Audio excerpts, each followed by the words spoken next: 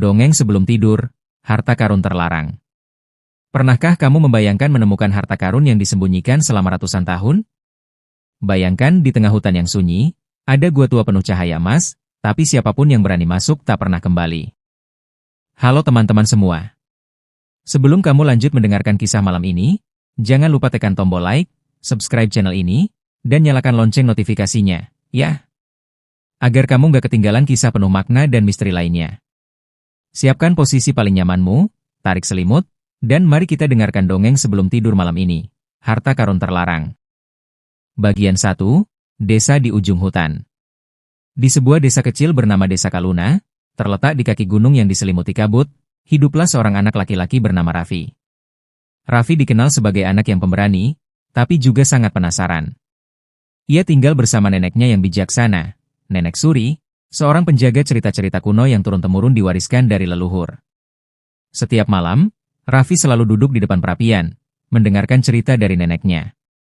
Dan malam itu, Nenek Suri berkata pelan sambil menatap nyala api yang menari-nari. Raffi, tahukah kamu, di balik bukit besar di ujung hutan, tersembunyi harta karun terlarang. Tapi ingat, siapapun yang mencarinya dengan niat serakah, tidak akan pernah kembali. Mata Raffi langsung berbinar. Harta karun, Nek? Maksudnya emas dan permata? Nenek Suri mengangguk pelan. Bukan hanya emas, cucuku. Tapi juga kekuatan besar yang bisa mengubah nasib seseorang, jika dia layak. Namun, dengan nada serius, Nenek menambahkan. Namun bila hatinya gelap, harta itu akan menjadi kutukan. Malam itu, Raffi tak bisa tidur. Bayangan tentang harta karun misterius itu terus menari di kepalanya. Rasa penasaran dalam dirinya mulai tumbuh, lebih besar dari rasa takutnya. Bagian 2, Awal petualangan. Keesokan paginya, saat matahari baru terbit, Raffi membawa tas kecil, sebotol air, dan pisau kecil warisan ayahnya. Ia berjalan menuju ujung hutan Kaluna, tempat yang oleh warga desa dianggap angker dan terlarang. Di tepi hutan, Raffi bertemu dua sahabatnya, Lana dan Dito. Lana, gadis yang cerdas dan hati-hati, menatap Raffi dengan cemas. Raffi, kamu yakin mau pergi ke sana? Orang-orang bilang, banyak yang hilang di hutan itu. Raffi tersenyum. Justru karena itu aku harus tahu apa yang sebenarnya ada di sana. Kalau memang harta itu ada, aku akan menemukannya. Dito, yang terkenal penakut, gemetar tapi tetap mengikuti. Asal kamu janji, kalau ada yang aneh, kita langsung pulang, ya? Dan petualangan mereka pun dimulai. Langkah mereka menembus pepohonan tinggi, melewati kabut tebal yang semakin lama semakin pekat. Suara burung perlahan menghilang. Hening. Yang terdengar hanyalah desir angin dan langkah kaki mereka di atas daun-daun kering. Bagian 3, Pertanda misterius. Setelah berjalan hampir setengah hari, mereka menemukan batu besar berbentuk kepala naga. Di bawahnya, tertulis ukiran kuno dalam bahasa yang tak mereka mengerti. Namun Lana memperhatikan simbol di tengah batu gambar mata dengan sayap. Aku pernah baca ini di buku kuno. Katanya, simbol ini adalah lambang penjaga harta kuno mata langit.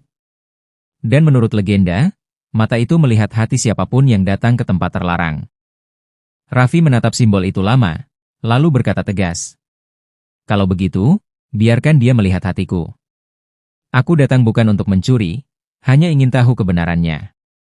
Begitu ia menyentuh batu itu, angin kencang berhembus, dedaunan berputar di udara, dan dari kejauhan terdengar suara gemuruh seperti bisikan. Yang hatinya gelap, akan tersesat selamanya. Mereka bertiga terdiam. Tapi Raffi melangkah maju. Ia yakin, kalau ia tetap tenang dan jujur, tidak akan ada yang menimpanya. Bagian 4, Gua Harta Karun. Tak lama kemudian, mereka tiba di sebuah tebing batu besar dengan celah seperti pintu. Dari dalamnya keluar cahaya keemasan yang berpendar lembut. Itu dia, Gua Harta Karun, seru Dito dengan mata membesar. Mereka masuk perlahan. Di dalamnya, dinding-dinding gua berkilauan, memantulkan cahaya dari ribuan batu permata. Di tengah ruangan, berdiri sebuah peti emas raksasa yang tertutup rantai perak. Namun yang paling menarik perhatian mereka adalah patung tua yang berdiri di samping peti itu, sosok manusia bersayap dengan wajah bijaksana, tapi matanya terbuat dari batu safir biru. Lana berbisik, Itu pasti penjaga harta karun. Raffi melangkah maju dan melihat ukiran di peti emas itu. Tulisan kuno itu berbunyi, "Harta ini bukan untuk mereka yang datang demi kekayaan, tapi untuk mereka yang datang demi kebenaran." Raffi terdiam lama. Ia sadar, niat awalnya memang karena rasa penasaran, tapi jauh di dalam hatinya, ia ingin tahu kisah sebenarnya, bukan sekadar mencari emas. Namun sebelum ia sempat berpikir panjang, Dito sudah mencoba membuka rantai perak itu. "Ayo buka aja, siapa tahu isinya benar-benar emas." Begitu Dito menyentuh rantai itu, cahaya biru menyilaukan keluar dari patung penjaga. Tiba-tiba, lantai gua bergetar hebat. Suara dalam bergema di seluruh gua. "Kalian datang bukan untuk kebenaran. Maka terimalah ujian dari harta terlarang." Bagian 5, Ujian 3 Hati. Gua berubah menjadi labirin besar. Ketiganya terpisah. Raffi berlari di lorong panjang, mendengar gema suara nenek suri di kepalanya. Yang mencari harta dengan serakah, akan hilang dalam gelap. Tapi yang mencari dengan hati bersih, akan menemukan cahaya. Raffi terus berjalan sampai menemukan cermin besar di tengah ruangan. Ketika ia menatapnya, bayangannya berubah menjadi dirinya yang lebih tua, berpakaian mewah, dikelilingi emas. Bayangan itu berkata dengan nada licik, "Ambil saja semua harta itu, Raffi. Kau bisa hidup senang selamanya. Bukankah itu yang kau mau?"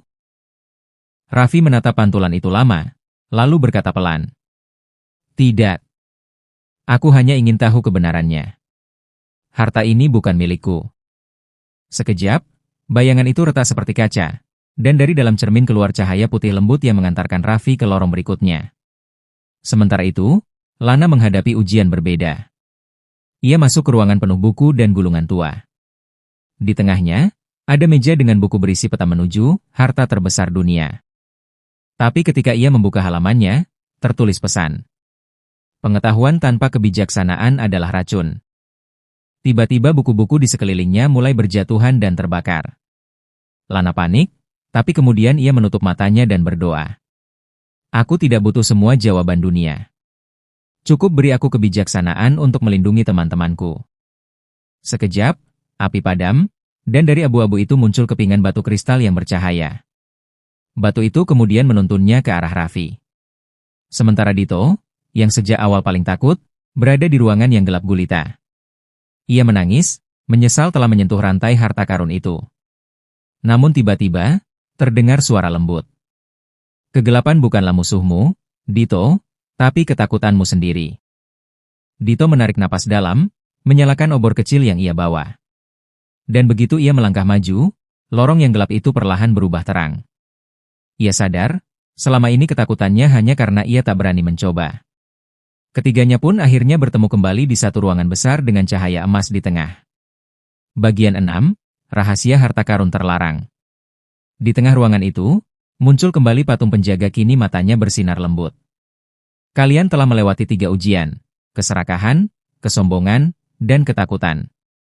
Banyak yang gagal, tapi kalian berhasil karena hati kalian bersih." Raffi melangkah maju. "Tuan penjaga, apa sebenarnya harta karun ini?" Patung itu tersenyum. "Harta karun sejati bukan emas, bukan kekuasaan, tapi kebijaksanaan.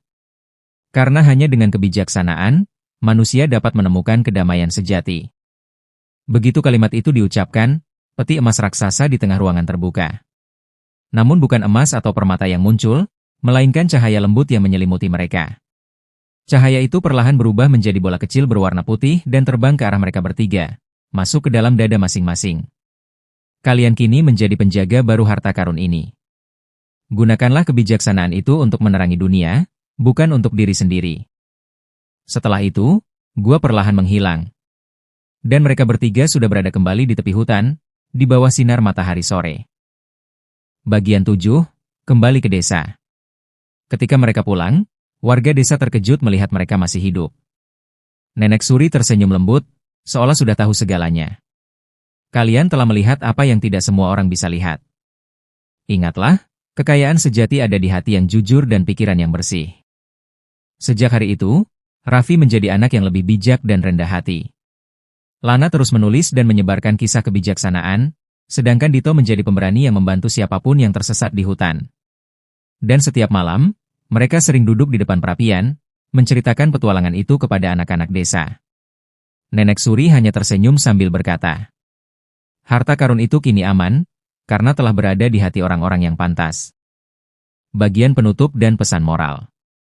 Dan begitulah, teman-teman.